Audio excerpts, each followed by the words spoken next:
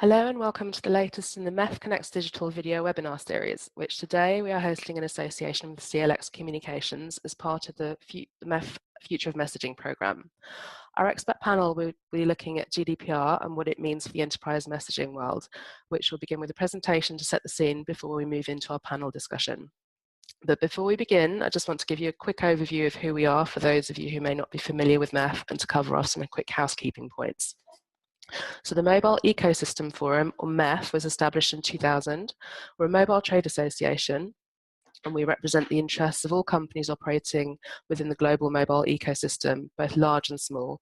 And with our Future of Messaging program, which is a collaborative cross-ecosystem group of industry members, we've been looking to proactively address fraud in the enterprise messaging sector, as well as look to the opportunities available within the global A2P SMS market. So just some housekeeping now. Today's webinar is being recorded. You can put questions to our panel via the Q&A option, and we do certainly encourage you to send questions in during the discussion. We will try and get to as many as we can during the webinar, but any that we do not have time for will be taken offline. So the webinar will last for a maximum of 60 minutes, and again, we'd like to welcome you to today's discussion. And now I'd like to hand over to Tim.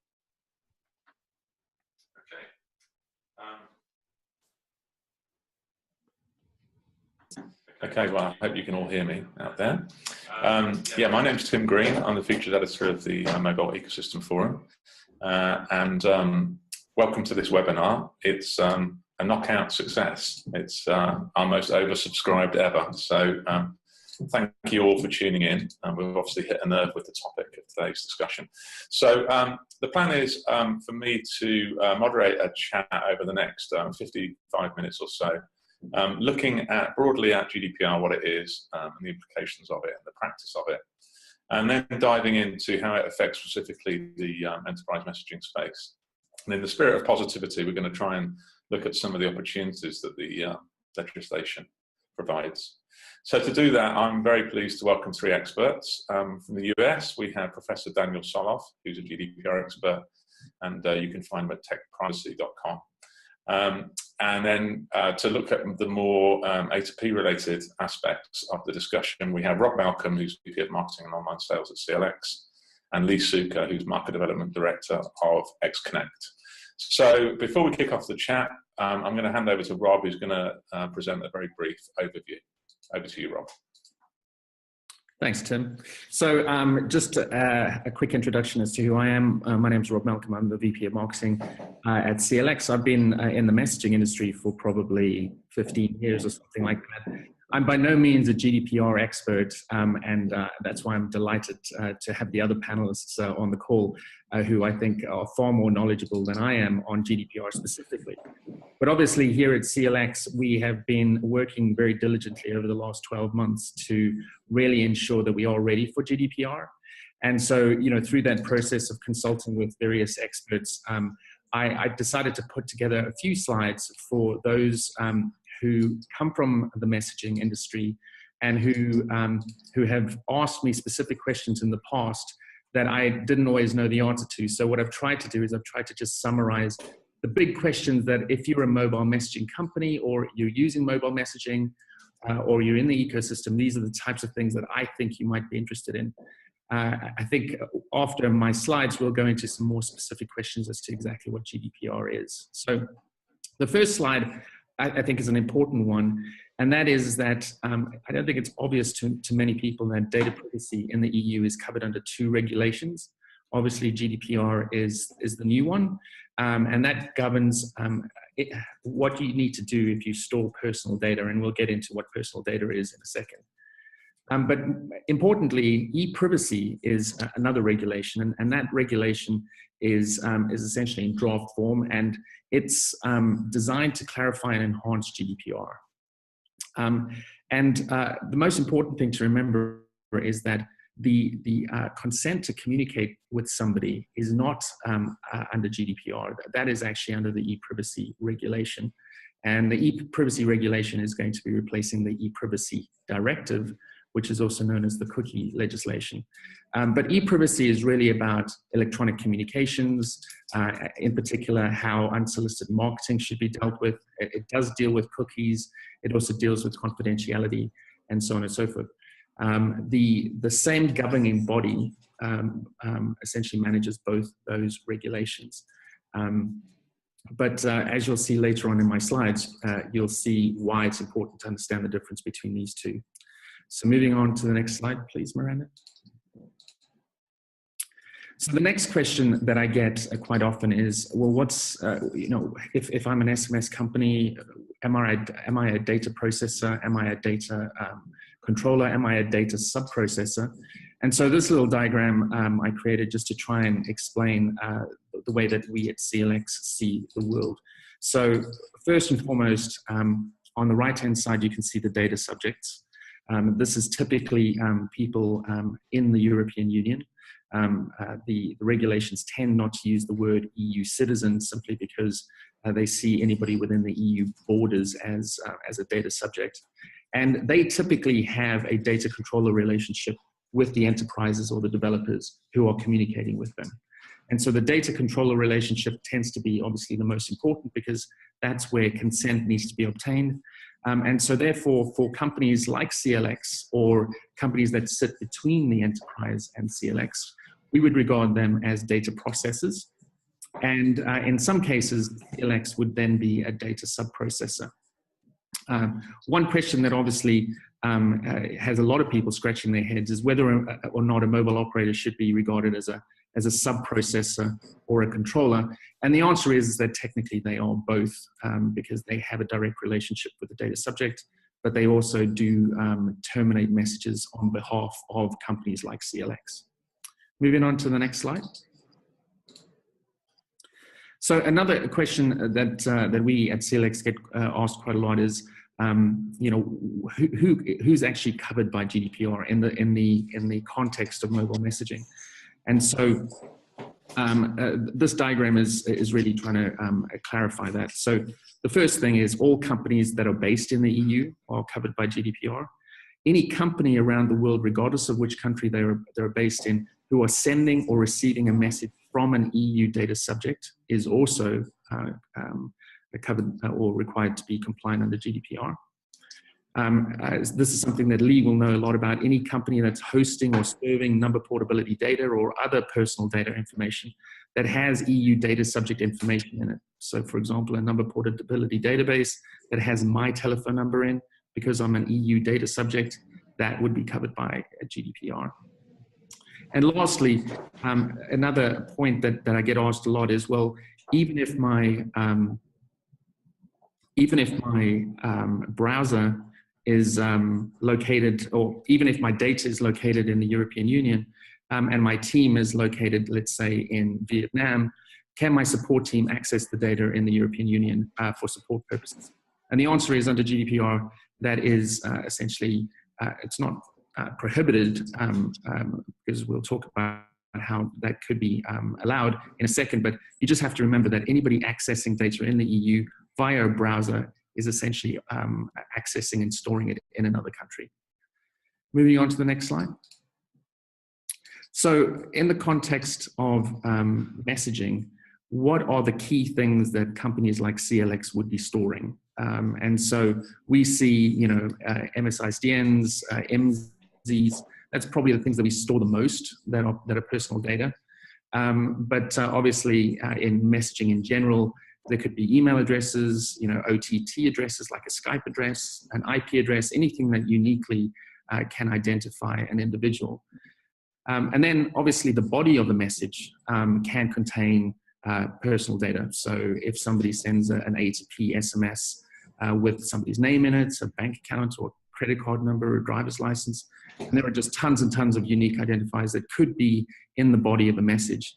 And so from CLX's standpoint, we've recognized that you can't just remove the bodies of a message and feel like you've erased the data. You need to anonymize both the unique addressing aspect of a message, and you also have to ensure that the body of the message doesn't have any unique identifying information in it. It's also important to note that under GDPR, the metadata related to communications is also regarded as personal data. So let's say, for example, you just have a log file with telephone numbers and the date and time that message flowed, for example, through your network. that still constitutes personal data because metadata is included in the definition of personal data. Moving on to the next slide. So probably the biggest question that both internal staff here at CLX and externally ask is, well, does data need to be kept in the EU? And so the answer is no. GDPR states that data can be stored in any country, provided that there's adequate levels of data protection, but it has gone some way to identify countries that are effectively allowed to have data flow freely between them. So obviously all of the European Economic Area countries allow data to flow freely. There's additional countries like Andorra, Argentina, Canada, the Faroe Islands, Guernsey, Israel, the Isle of Man, Jersey, New Zealand, Switzerland, Uruguay, that also allow data to flow freely. The USA, provided that the entities that are storing the data have signed up to the Privacy Shield framework. And I believe from our legal counsel that Japan and South Korea is also going to be added to that list very soon. So, but again, it doesn't necessarily mean that you can't store data outside of these countries. There are just a legal framework that needs to be adhered to in order to ensure GDPR compliance. So moving on to the next slide. So I think this is probably my last slide, but the question that I get a lot is, well, if I'm sending messages to a group of my customers, do I need them to get re-opted in? And so the reason why I highlighted in the first slide that e-privacy and GDPR work together, that the opt-in for communications is covered under e-privacy. So in the context of GDPR, you do not require to get additional opt-in to communicate with your customers. You do, however, need to ensure that you have explicit consent from those customers that you can store their data, which includes their telephone number. And so in my view, and this is obviously not an expert view, but in my view, getting consent is about 50% of GDPR. If you get consent from your customer to store their data and to communicate with them, you're pretty much halfway there. And so next slide. So this one is just really at a very high level. I thought I'd share a few things that we've done here at CLX, just to give you some indication of what we've done to prepare. This is by no means a complete list of everything we've done. But the first thing that we've done is we've created processes to allow our customers to request data to be modified and deleted. And obviously, our customers are typically enterprises. So when data subjects ask them for their data to be deleted, then we obviously have an obligation to delete our log files accordingly. We've also restricted the time that we store log files to the absolute minimum time, and after that we anonymize the data so that we still have anonymized metadata to understand, volumes of messages and various other metadata, but none of that metadata is uniquely identifiable to any individual data subject. The other thing that we've done, and this is not a GDPR requirement, but it is something that our customers have asked us to do, and that is asked us to be able to create or to send a message to an API hosted in the EEA and to guarantee that that data will never leave the EEA. So what we've done is we've created SMPP gateways and REST APIs that are located in the European Economic Area. And if you use those APIs instead of ones based around the world somewhere else, we can guarantee that that data will only stay in the European Union. Importantly, we've also created a support email address that if you want a support agent only located in the European Union to look at that data, then you need to use a specific support email address to ensure that that happens. We've also created a unique GDPR specific routing class where if you want to send a message to a European Union data subject, we can use only European-based MNOs, mobile operators, to deliver that message, which again is not a GDPR requirement, but it is just peace of mind for our customers and something that they've requested. We've obviously trained our teams on GDPR, and we're in the process right now of essentially updating all of our customer and supplier agreements to have GDPR protection. So that's all the things that I wanted to go through. Thanks very much for listening. Hopefully that was interesting, and Tim, over to you. Many thanks, Rob. That was great. Obviously, we're coming back to a lot of that conversation as we continue the discussion. So this is such a complicated topic that let's start with some basics, which Rob has just touched on. So to do that, I'd like to ask Professor Daniel Solot a few questions. And now I believe we've had a technical issue and we can't see him, but we can hear him, so that's the most important thing.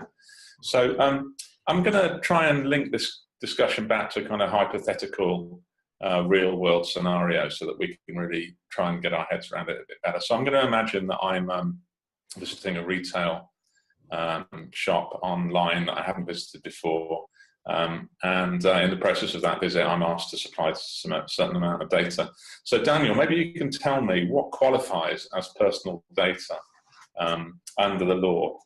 So if I'm visiting this e-commerce store, they're asking for email, they're asking for name, address, etc. What qualifies as data, personal data, and what isn't? Well, personal data under the GDPR is very broadly defined, and so it's defined as any personal information that would either be directly identified to a person or identifiable to a person. So that means that pretty much any piece of information pertaining to a person that could conceivably be linked up to that person could be personal data. And there a lot of pieces of data are identifiable to individuals that could be linked up and combined with other pieces of data to identify individuals. So that even if you don't have a name, if you, let's say, have just an address of a person, that is identifiable. Identification numbers, even combinations of information that one might not even think would identify people sometimes can. So there are studies done that show that if you take a name, a postal code, and a gender, not a name, a gender, a postal code, and a birth date, that you can identify a high percentage of individuals from that. And then that would fall into personal data under GDPR. So it's a pretty open-ended definition. Yeah. I know I've read about, obviously this is outside the scope of Europe, but I've read about, I think it was in New York, there was some taxi journeys where these taxi journeys were opened up to the public and anonymized, but people could then correlate them to certain celebrities that lived at certain addresses, and then they could work out these celebrities' journeys, and I think they did, and they published that. So I think there's an example of the kind of what might be considered anonymous data, which actually you can trace back to real people. So I'm wondering, in scenario, edge scenarios such as that, what does the law say, or is it just something that the law will have to test when we start to get cases being prosecuted? I think it's something that if it's a clear case where this information is definitely identifiable, then I think it's rather clear. There's some definite answers out there where we know certain types of information are absolutely identifiable to a person. There may be gray areas where various data combinations that one thinks are not identifiable turn out to be identifiable. We learn a lot every day where various researchers are doing studies about what could be identified from what, because it's really ultimately a risk continuum. And what remains to be seen is, well, what in enforcement, when there is a very gray case, what should be done in that case? Are the enforcers going to punish a company that in good faith thought that this information was not personal data, or are they going to basically disagree with a particular conclusion that a company might reach about whether something is personal data or not? So that remains to be seen. Okay, well, we'll come back to the how this law might be tested later on. Just to continue this kind of idea of an e-commerce visit and the handing over of personal data. So let's say I'm on this site and I'm very happy to share my data with this company. What kind of consent is required? How should that be worded and presented to me? Well, The GDPR requires a very strict form of consent. It requires an affirmative consent that is clear, that is unambiguous. So there can be no consent inferred from an action. Getting explicit consent is required to do a number of things unless there's another justification for collecting or using that data that does not involve consent, because there are some instances that GDPR allows the collection and use of data without consent. But if you need to get consent, it's got to be getting explicit consent without ambiguity. Again, what is explicit consent without ambiguity? Does the law spell that out? Not in tremendous detail. I think a lot of it is in response to approaches in the United States. So in the United States, the law generally, not always, but generally will allow for a website to have a opt-out, where the default is that any information about somebody can be collected and used based on how a particular site states in its notice. And then if people don't like that, they can click a box or opt out or make an indication. But the idea is that people consent to all these uses unless they indicate they don't want it. The difference in the EU under GDPR, and actually even before GDPR, the difference now is that that's not deemed consent. You need to ask people, can we use your data in this way? Here's how we're collecting this data. Will you allow us to collect it? And then people have to make an affirmative indication or opt in, and that typically should be sufficient consent. Okay, so I've chosen to shop with this e-commerce retailer. I'm happily handed over my data. It's been clearly the consent has been unambiguous. Everything's great. I now change my mind and I decide that I want to be forgotten and want my data to be deleted. What's the process for that, and what's the law around that?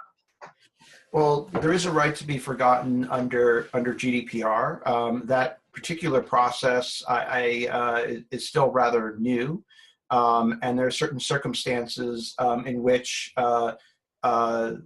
individuals can have that data deleted or rendered unusable, and there depends on the various criteria that are involved. There are certain instances where even if an individual wants to be forgotten, they cannot be forgotten, but other instances where if someone does want their data to be destroyed or removed, they can have that done.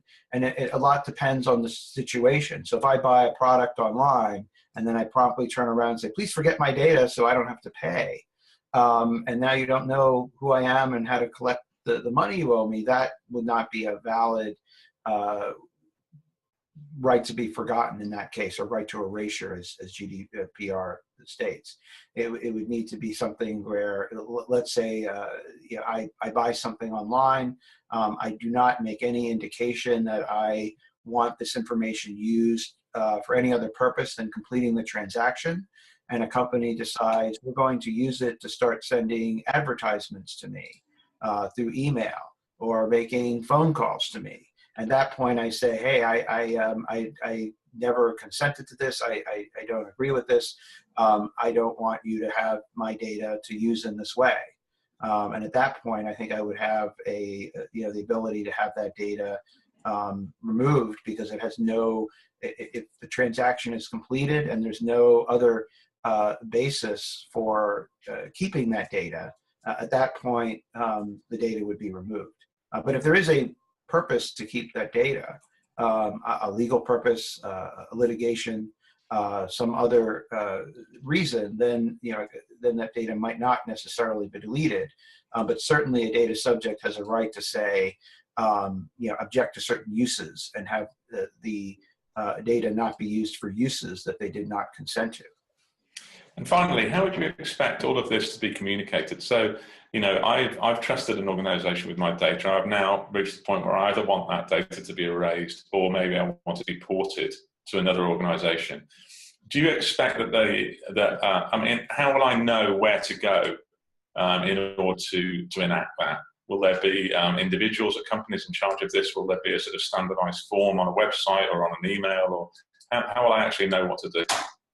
Well, there typically should be information in the privacy notice that is provided by each company when it comes to data. So people should be able to look at that. There needs to be an individual or a contact point for people who have complaints, so that they know who at a particular company they need to reach out to.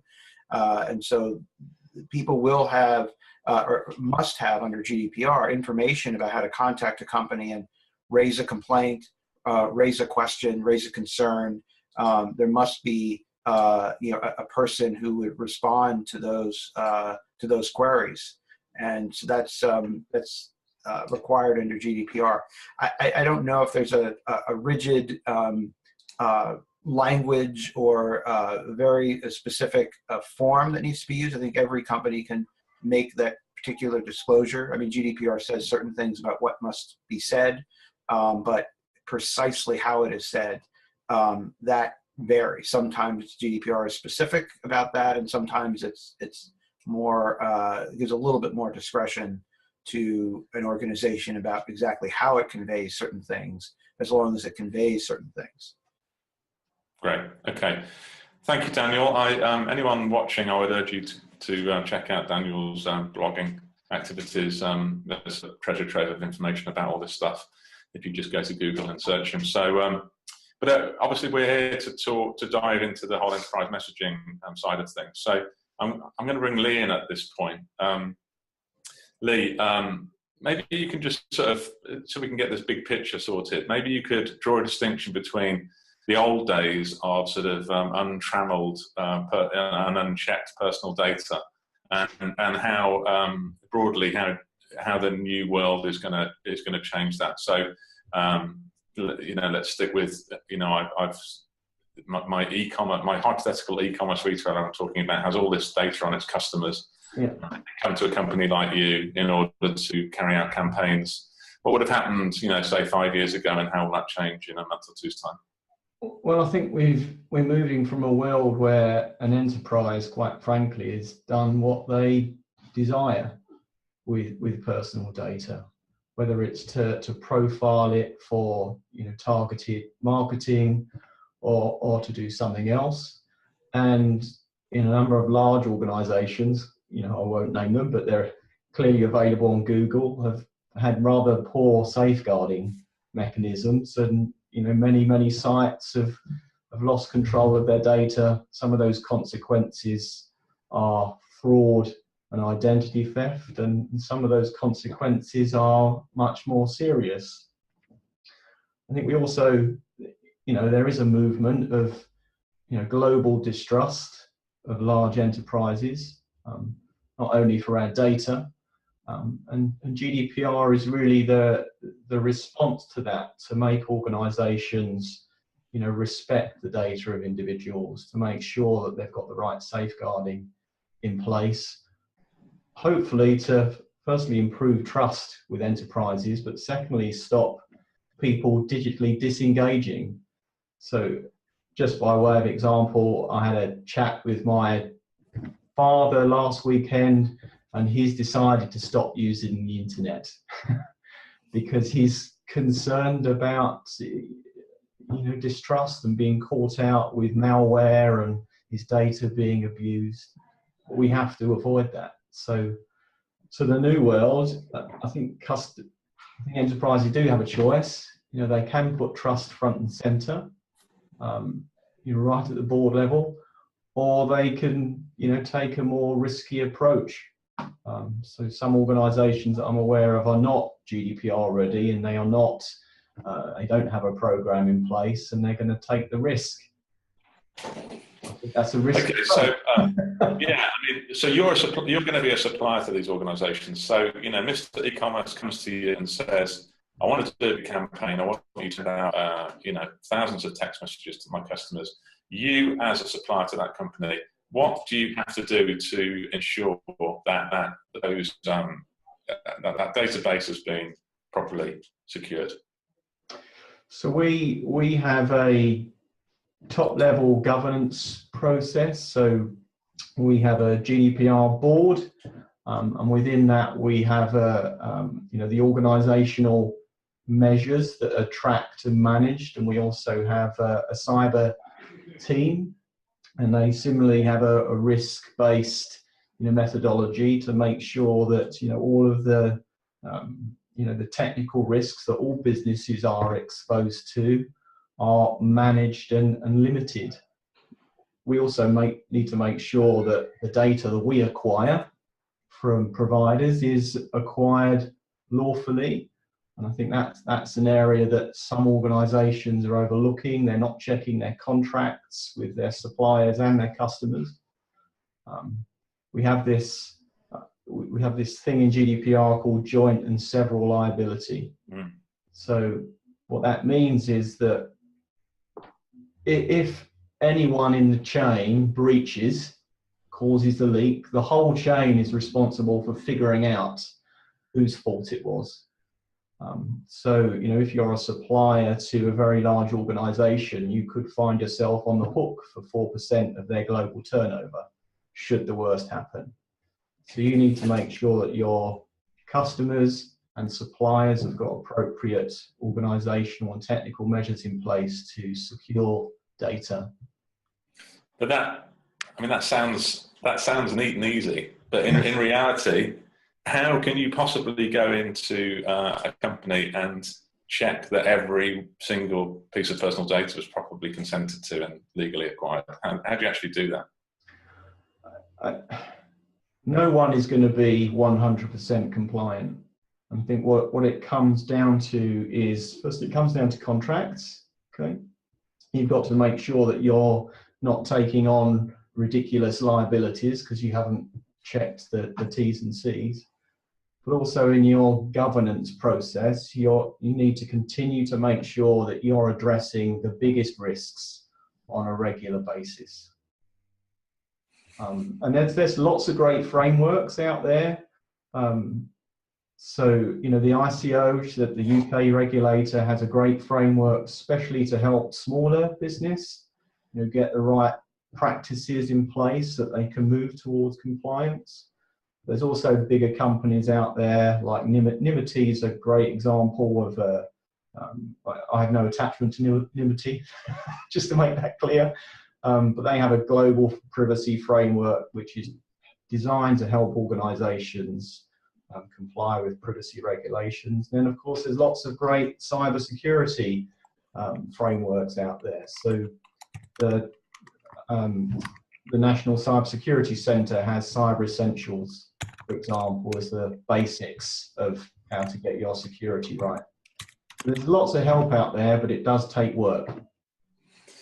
And maybe you could also just briefly touch on something that Daniel talked about before, about the sort of distinction between being a controller and a processor, and where enterprise messaging companies sit in that spectrum.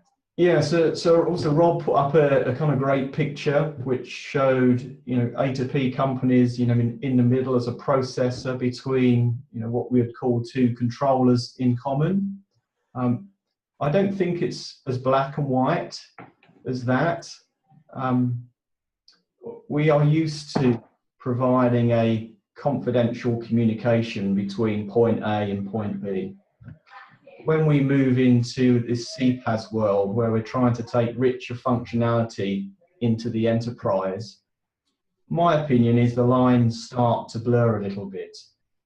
What if instead of buying communication services, that CPaaS was actually enabling outcomes? That outcome might be 150 appointments organised via a chatbot and a calendar service, all being built into a CPaaS offering. Then, depending on how you implemented it, you might start to be a controller in that scenario. But all enterprises are both processors and controllers. It depends on the role that they're performing. I have a nice example working with operators to activate their data through APIs into CRM systems. And I wanted to derive a service that used multiple APIs from different services, combine that with other personal data sets that we had. That now makes me a controller, because I'm taking data from an operator and other sources and doing some processing on it. So it's not black and white. You need to think carefully about each scenario from end to end. Okay, I'm going to bring Rob back in at this point. So Lee's just sort of talked about, brought in the sort of CPaaS angle on this, and obviously CLX is sort of right in that business model. So Rob, maybe you can tell us how the move from what we might call traditional enterprise messaging aggregation to CPaaS might change the situation re GDPR. I mean, I guess your question, Tim, is you know, does anything major change when GDPR comes into effect for CPaaS companies? Yeah, I mean, I suppose what it is if you're signing people up online, you don't know too much about them. You know, they're plugging you into their business operations. It's a very different business from the old school sort of, you know, selling a bulk number of messages to an individual, or however you might want to describe that old situation.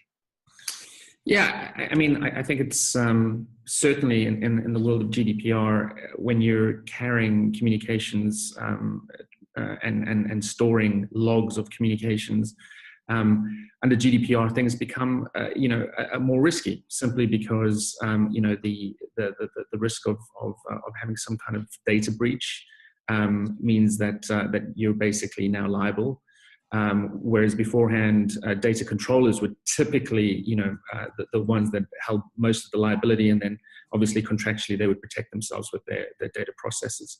But now under GDPR, you know, everybody is responsible for their own actions. I would say in the context of spam and carrying, you know, traffic that that fundamentally is unsolicited, you know, just putting the e-privacy legislation aside, because that obviously deals with unsolicited messaging, but storing somebody's data where they haven't basically given consent, you know, that I think for us is a little bit of a murky area. You know, we don't see it necessarily changing a huge amount, but obviously under GDPR, individuals can be, you know, can essentially seek damages, both direct and indirect. And so one could argue that in a world of you know, spam and a CPaaS company, somebody might get a message which was unsolicited, which, you know, really upsets them. You know, that there could be some risk that didn't exist before. You mean you've sort of touched on how we might combat spam, how the law might help us to combat spam. What are your views on how enterprise messaging companies can use this law to actually, you know, benefit their business, rather than seeing this as a bunch of regulation to sort of manage? We can actually use it as a springboard for making, for improving communications and actually getting more business and reducing spam. Yeah, I think, as we all know, probably most people on this call will know that the world of enterprise messaging is very fragmented. There are a very large number of players, some very, very well known and reputable, and some, you know, that you know, may not necessarily be in the business for the right reasons. And so I think from a GDPR standpoint, what it does do is it's a reminder to enterprises who are using enterprise messaging that you know, just getting the cheapest message and just finding the lowest cost provider who can basically deliver a message is not a good idea. It's not a good idea, you know, for lots of different reasons, but under GDPR, I would say that you know, trust is something that becomes much more in the forefront of decision-making as to which mobile messaging provider you use. And Lee, I know that you've talked about this before. You have something called policy-based processing, I think, which maybe you'd like to tell us about at this point?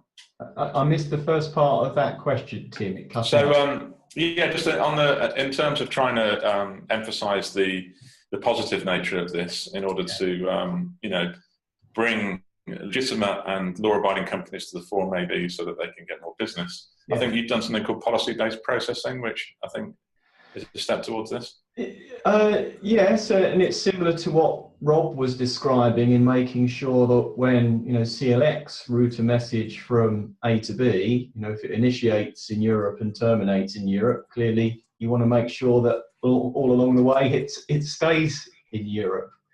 So similarly, from a data perspective, because we're not a communications provider, we want to give our suppliers confidence that their data is only being used for certain purposes. And we also want control measures to make sure that our customers, in some case the A2P providers, can only use our data sources for certain activities. So that's logically how our systems work, and that's obviously backed up then in our contracts that we sign both with our suppliers and our customers.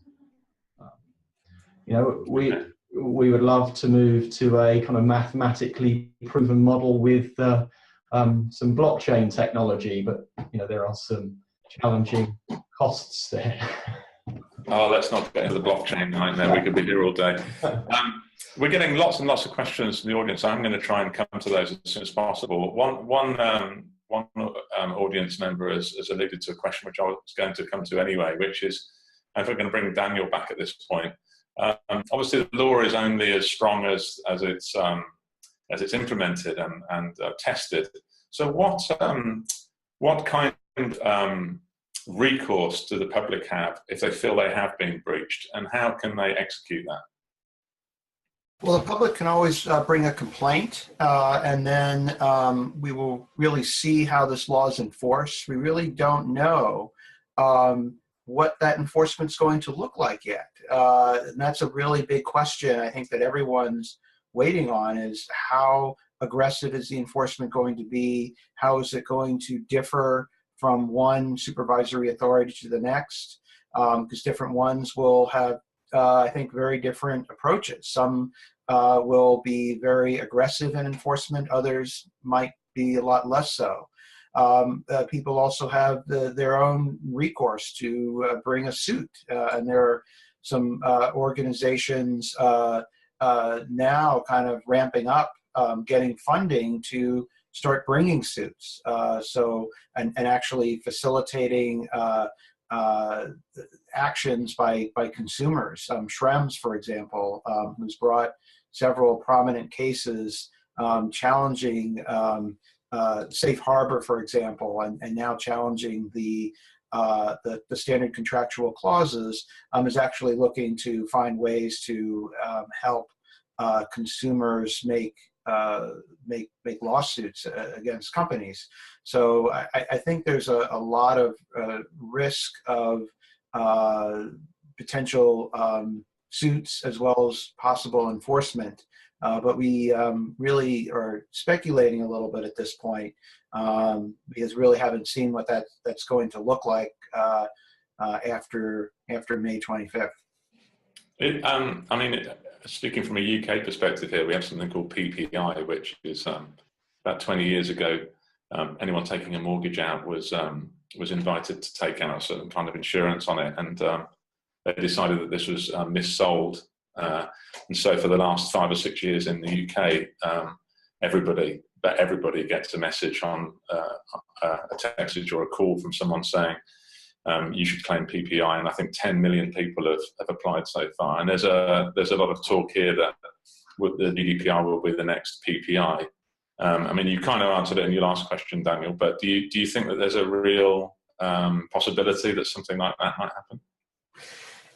Yeah, I mean, I guess I'm more familiar with the U.S. experience, lawsuits, and we have a lot of lawsuits in the U.S. We have a long tradition of a type of lawsuit called a class action, where a group of individuals can band together and aggregate their claims. So a lot of people might have a small claim, they can go in with millions of people in a class. And a lot of attorneys will bring these class actions, find plaintiffs, and then bring these large actions, a lot of times just hoping for a settlement. So they're actually not looking to fight this case all the way. They're looking to be a nuisance and be paid to go away.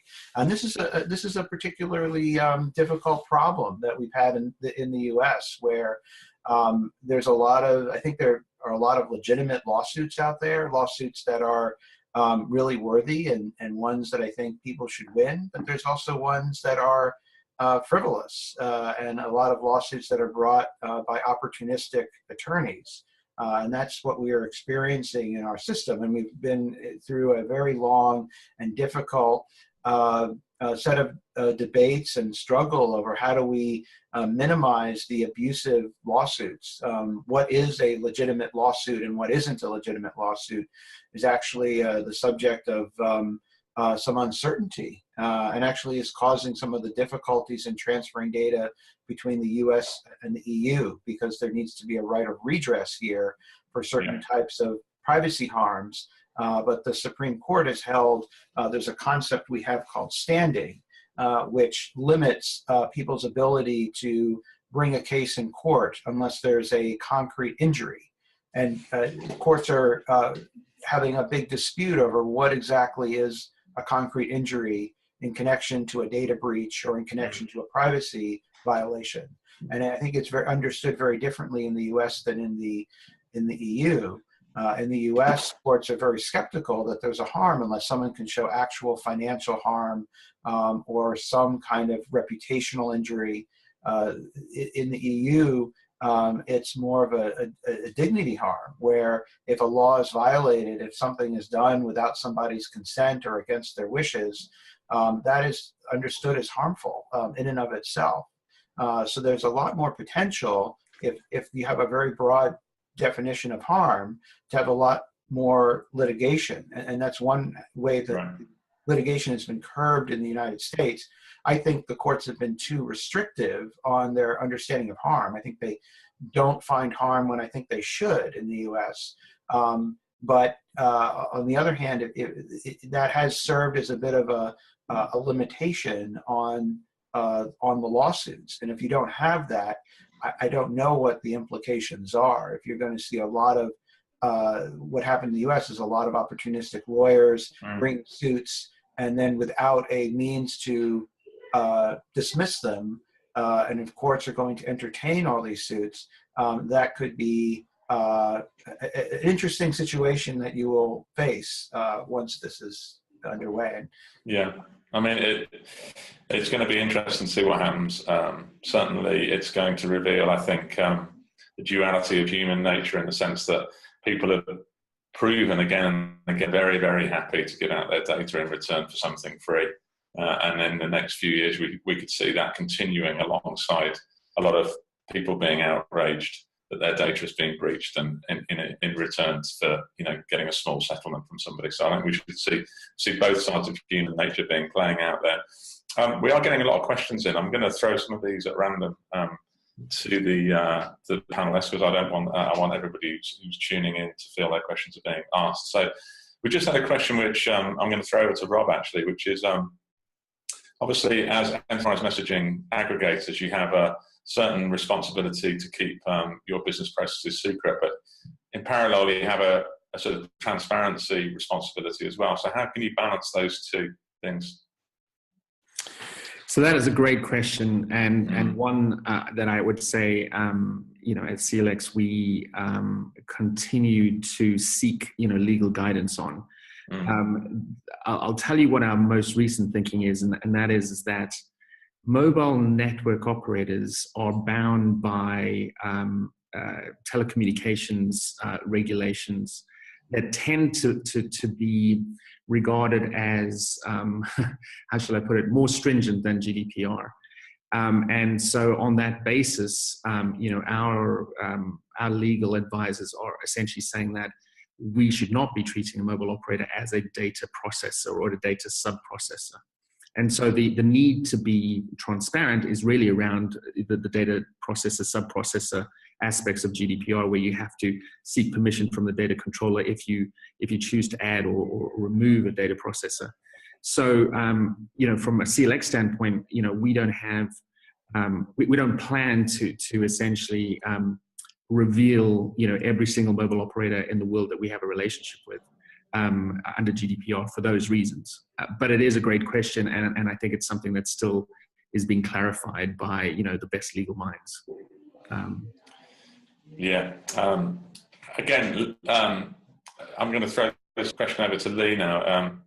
I've got a couple of questions I'm going to roll into one, actually.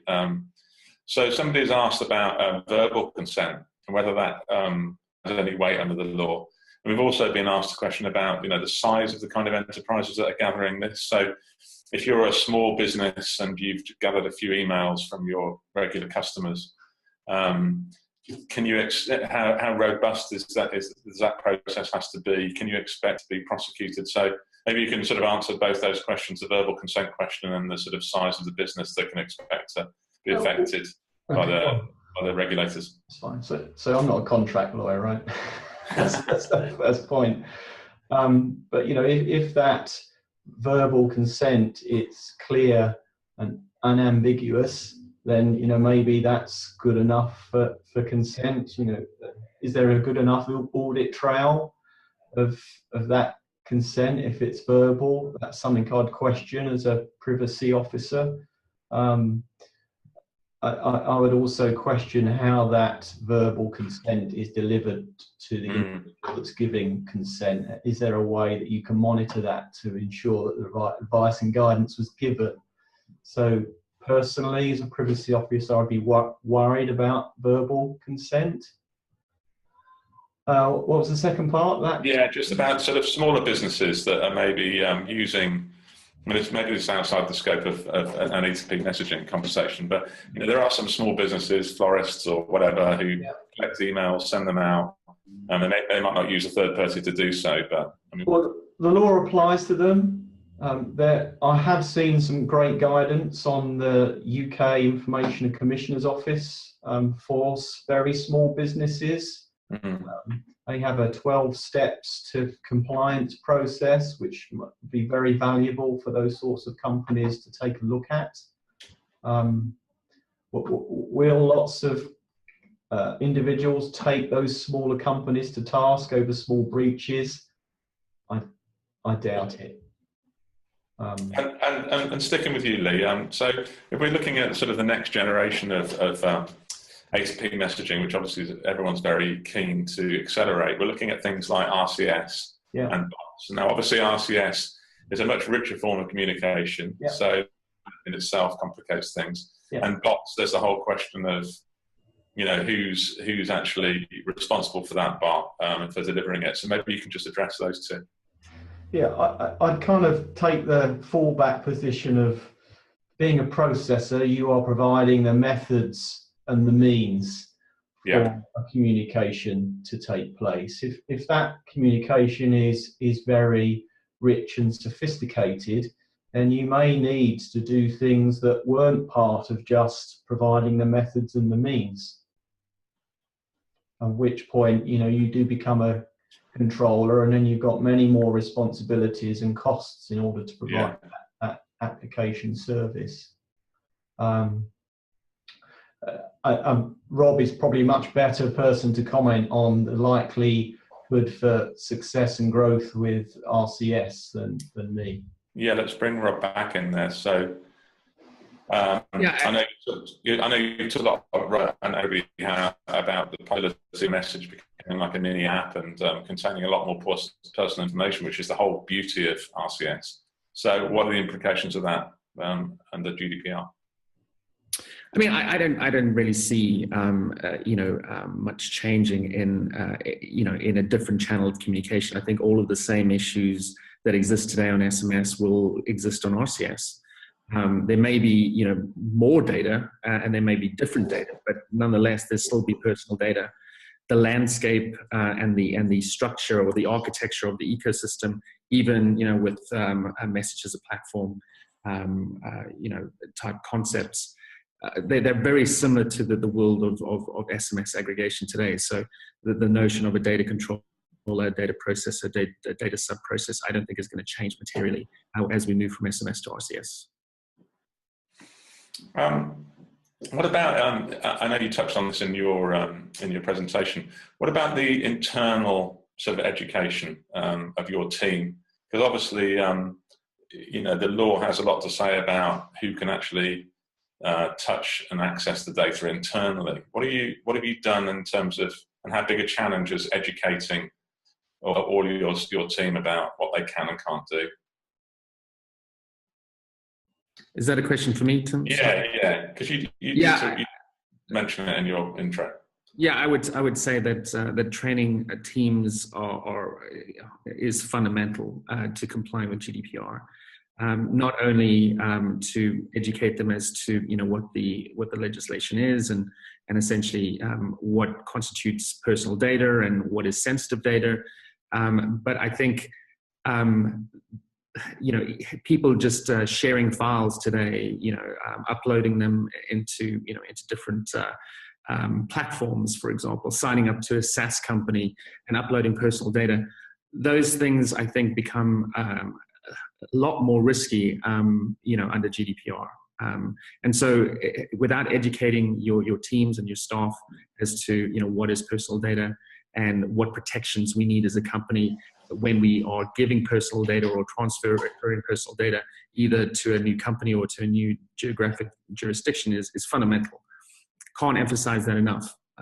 So we've spent a lot of time on that, and we continue to spend a lot of time on that because, as we've seen over the last 57 minutes, this is a really complex topic. And if we find it complex, then you can imagine how you know, developers and people who are not necessarily interested in the legal aspects of data privacy might find you know, these types of things. And quickly, what does the law have to say about communicating over different channels? So is it the case that I can give you my details and say you can contact me by WhatsApp, but you can't contact me by RCS or by Facebook Messenger? Is there? Do you know what the law says about that?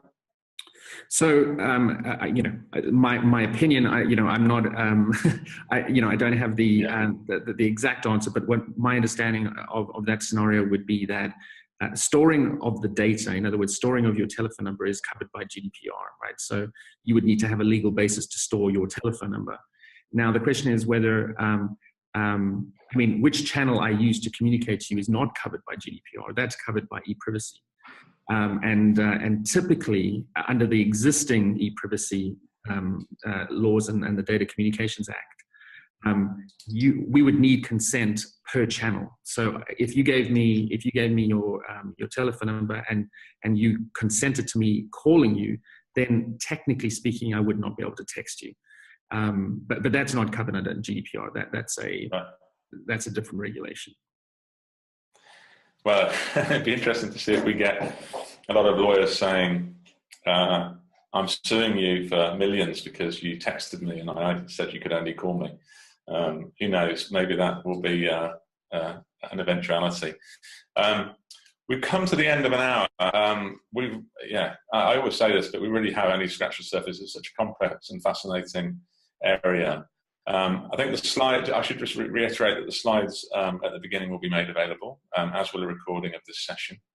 And so I'm sure we'll come back to this. Until we do, I'd like to thank Rob, Lee and Daniel for their help. And I'd like to remind you that you can watch this recording if you keep an eye on the website. And until next time, thank you very much and goodbye. Thank you.